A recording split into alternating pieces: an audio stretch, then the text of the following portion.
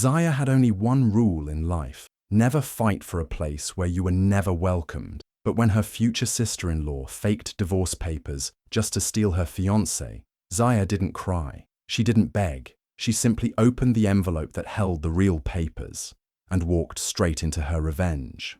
Zaya had always been gentle, the kind of woman who loved quietly and gave her whole heart without expecting much in return. For 2 years, she had been engaged to Marlo, the man she believed would stand by her through anything. But there was one problem: his sister, Kemba. From the start, Kemba never accepted Zaya. She looked down on her, calling her village blood like it was an insult, mocking her background, her silence, her simplicity. Zaya heard it all, but she chose peace. She didn't want drama. She just wanted to love and be loved. But Kemba wasn't done. She wanted Zaya gone, and one day, she found a wicked way to do it. She forged documents, fake divorce papers, and told Marlo that Zaya had been secretly married before and was only using him to cover her shame. Marlo didn't ask for the truth. He didn't look into her eyes or give her a chance to explain. He just believed Kemba's lie and walked away, leaving Zaya behind with nothing but silence. Zaya didn't cry in front of anyone, but inside, her heart broke into pieces. Not because of the lie, but because Marlo, the man who once promised her forever, didn't even trust her enough to ask. He walked away so easily, like she never mattered. People whispered behind her back. Some laughed, others pitied her. But Zaya said nothing. She didn't fight. She didn't chase. She didn't beg. Instead, she picked up her phone, dialed a number she hadn't called in years, her grandmother's old lawyer, and said just 6 words. "I think I'll need your help." Zaya sat on the edge of her bed, frozen, as if time had stopped moving. The engagement ring Marlo gave her was still in her hand, pressing into her palm like a wound that wouldn't heal. She didn't cry. She didn't scream. She just sat there, staring at the door he walked out of without a second thought. He hadn't asked anything, not one question. He just believed what his sister Kemba told him, that Zaya had been married before and had hidden it from him, a complete lie. But he didn't even give her a chance to speak. No. Is it true? No. Tell me your side. Nothing. Just silence, then footsteps, then the sound of the door closing. That was the part that hurt the most. It wasn't the broken engagement. It wasn't even the cruel lie. It was the fact that Marlo, the man who once called her his peace, his future, his everything, had turned his back on her so quickly, like she was nothing, like 2 years meant nothing. He had promised her a lifetime, but he couldn't even give her 5 minutes of trust. The ring in her hand suddenly felt heavier, not because of its size, but because of the meaning it had lost. Zaya thought about how much she had given, all the quiet support, the kindness, the patience, the belief that love was enough, and yet, in 1 second, someone else's voice became louder than her truth. People say heartbreak feels like a slow ache, but for Zaya, it was sharp and sudden, like something inside her had cracked wide open. And the worst part, it wasn't just Marlo who doubted her. It was the world. Everyone looked at her like she was guilty, like she had tricked him, all because Kemba said so. Zaya didn't move for hours. She just sat there with the ring. The silence around her felt louder than any scream. Her hands shook, but her eyes stayed dry. She thought back to all the moments she chose love, stayed loyal, stayed soft, even when Kemba insulted her, even when things felt unfair. But now she realized something. Love without trust isn't love at all. That day, Zaya didn't throw the ring away. She placed it back in its box gently, like burying something that had died. And as she stood up, something inside her stood with her. Not rage, not bitterness, but a new kind of strength. One that doesn't wait to be believed, one that doesn't beg to be heard. Zaya didn't know what she would do next, but one thing was certain. She would never again hold on to someone who let go so easily. 2 months had passed since Zaya was left with nothing but silence and a broken promise. Life around her moved on, but deep inside, she was still putting the pieces of herself back together. One morning, while passing through the market, she overheard 2 women talking. They were excited, laughing about an upcoming engagement party, Marlo's engagement party. But it wasn't just any celebration. It was a party Kemba had planned herself, for Marlo and a new girl she had picked to replace Zaya. Zaya's heart didn't race.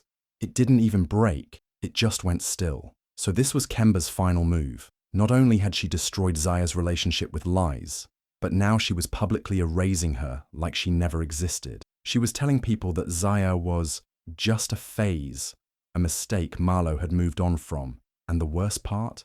People believed her. They nodded, smiled, and prepared for a new love story, one that started with betrayal. But Zaya wasn't sitting in the shadows feeling sorry for herself. No, she was planning something much bigger. While Kemba was picking flower colors and guest lists, Zaya was walking into quiet offices with thick folders under her arm. She wasn't shouting. She wasn't posting. She was working, calmly, carefully, secretly, because Zaya had remembered something her grandmother once told her. The quietest women often hold the loudest power.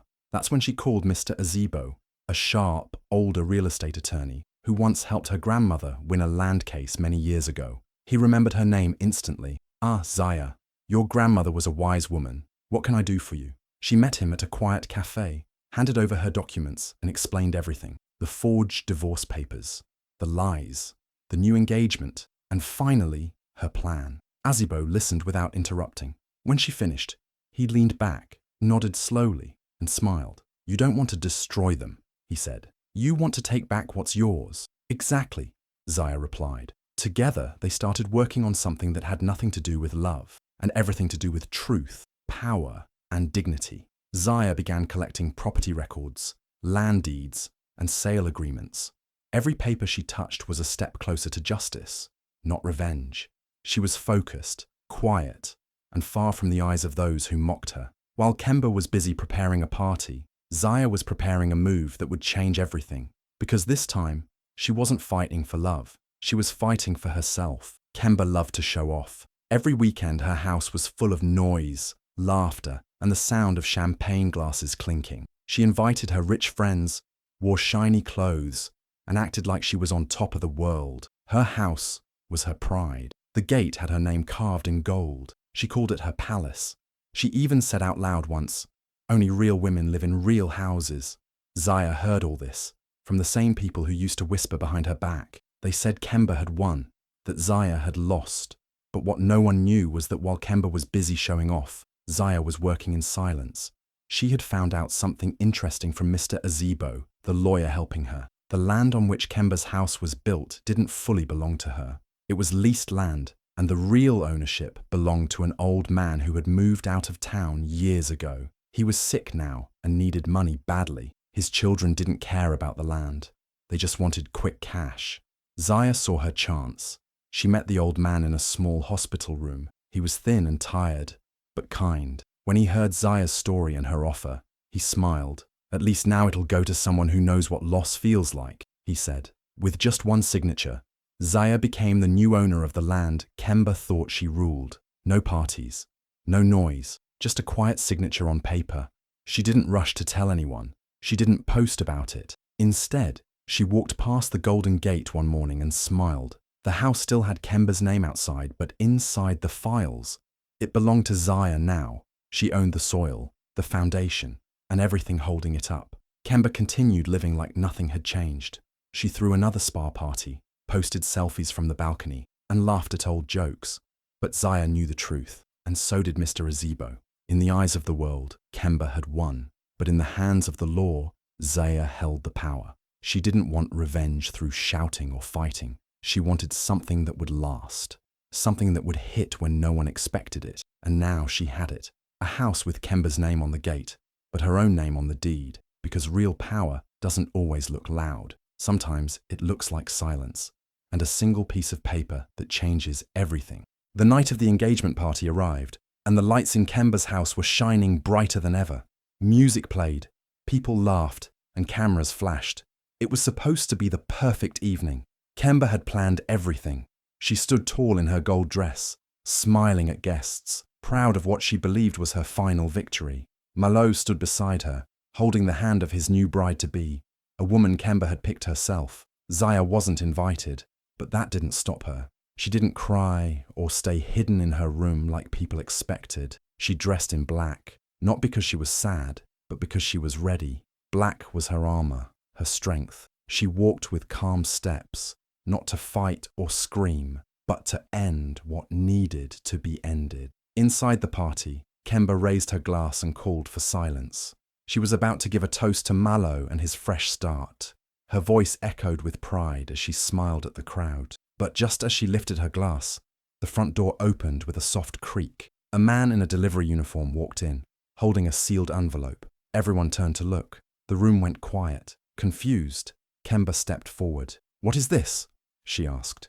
The man said nothing. He just handed her the envelope and left. Kemba opened it slowly, still pretending to smile. But as she pulled out the first paper and read the words at the top, her face changed. The fake divorce papers she once created, Zaya had replaced them with real ones, legally verified, signed, sealed, and stamped. The lie had returned, but this time as the truth. But that wasn't all. Behind the divorce papers was something even worse: the property transfer deed. Zaya's name was written clearly across the top. It showed that the land Kemba's house sat on, the very house she bragged about, no longer belonged to her. The stamp at the bottom made it official. The papers slipped from Kemba's hands. Gasps filled the room. Some guests stepped back. Others looked at Marlo, confused and stunned. And there, standing just outside the doorway, was Zaya. She didn't speak. She didn't move. She just looked at Kemba with calm eyes. Not angry, not sad, just done. In that moment, the celebration turned into silence, and the woman Kemba tried to erase had delivered a message that no one could ignore. Power doesn't always come with a scream. Sometimes it comes in an envelope. The room was no longer full of music and laughter. After reading the papers, Kemba's face turned pale, then red with rage. Her hands shook as she picked up the documents from the floor. She looked around the room, her voice rising like thunder. "This is sabotage!" she screamed. "This is fraud! She set me up!" Guests stared in shock. Some stepped back, some whispered, others just watched in silence. Kemba turned to Zaya, her eyes full of anger. "You planned this. You ruined everything. You're jealous because he moved on." But Zaya didn't move. She stood still, her black dress flowing quietly around her. No loud words, no fighting back, just calm. She took a deep breath, looked Kemba in the eye, and said softly, "Fake documents brought down a real relationship. Let's see what real ones can destroy." Her voice wasn't loud, but it was sharp, sharp enough to cut through the noise.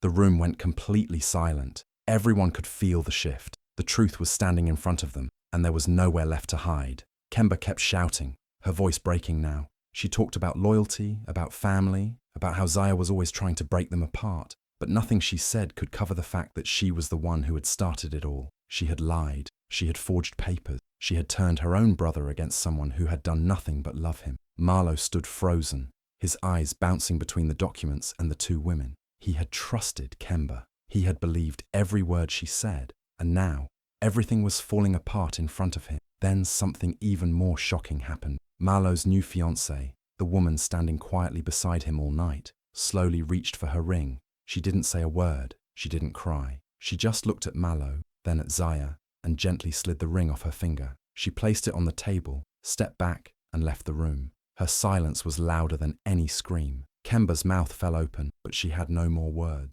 The truth had already spoken. Zaya turned to leave, her steps calm and steady. She didn't need applause. She didn't need to explain herself. Everyone had seen what they needed to see, because in that moment it was clear Kemba's lies had built a house of cards. And Zaya? Zaya was the wind that brought it down. 2 days after the party, there was a knock on Zaya's door. It was early in the morning, the sky still grey, the streets quiet. She opened the door slowly, already knowing who it was. Marlo stood there. His eyes were tired, his face full of regret. He wasn't dressed like the confident man she once knew. His shirt was wrinkled, his hands were shaking, and his voice barely came out. "Zaya, please," he said softly. "I didn't know. I didn't see it before. I was wrong."